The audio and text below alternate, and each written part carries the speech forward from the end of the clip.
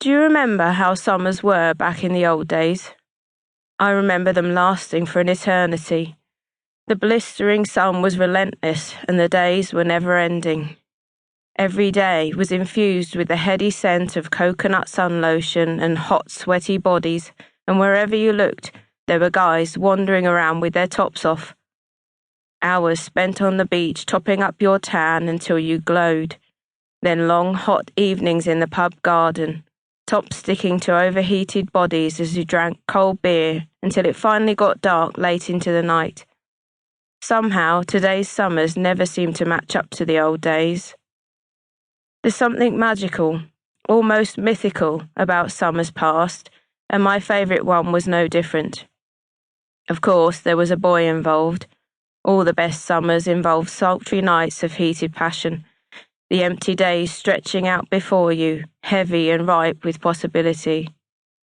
There is nothing more sensual than the feeling that you could do anything and be anyone, bathed in the searing hot rays of the sexy summer sunshine, bringing lust simmering to the surface of every encounter.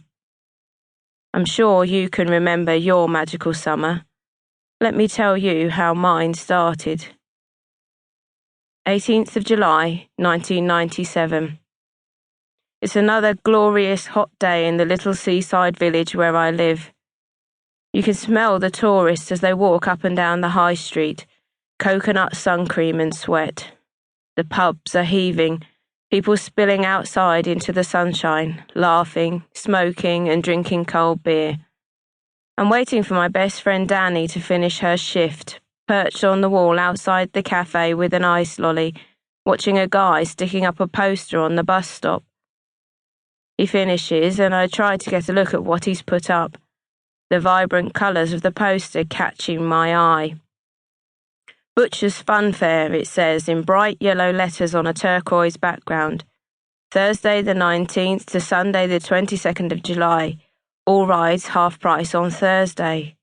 That's tomorrow. Thank God, at last something to do other than shopping and drinking. It'll be the perfect antidote to lounging around, trying to ignore the fact that I have a very responsible and grown-up job in the city that begins as soon as the sun starts to drain out of the days. This is the last time I will ever have an empty summer to do whatever I want with, and so far I feel like I'm wasting it. Something exciting needs to happen soon. I jumped down from the wall as I finished my lolly, chucking the stick in the nearby bin. The poster now has my full attention as I hungrily absorb the words. I'm obsessed with the funfair, so this is the best thing that's happened in Pevensey Bay in ages. I can almost smell the candy floss and toffee apples, hear the loud music and the screams. I'm like a moth to a flame when the fair's in town. I reach out and touch the poster, letting my fingers slide over the letters. My heart's racing and a shiver runs through me. The thing is, fairground boys are my weakness. There's something about their easy, laid-back way that sends my body into overdrive. I'm a sucker for their wolf whistles, and I flirt shamelessly with them, giggling at their cheeky comments. I can't stop watching as they move around the rides, and the thought of snuggling up with one in his caravan makes me weak at the knees.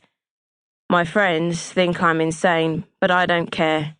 There's nothing hotter than a big, strong guy who can take care of anything and treats you like a princess. Of course, in my dreams, all fair boys are like this. Romantic, sexy, tanned and gorgeous. I admit it's a bit stereotypical, but it's a fantasy. Jessie, don't tell me we're going to the fair tomorrow. I jump. Danny's crept up on me while I'm daydreaming. Of course we are, I say, grinning to her. There'll be hot boys there. Well, there'll be boys there for sure, but I don't understand what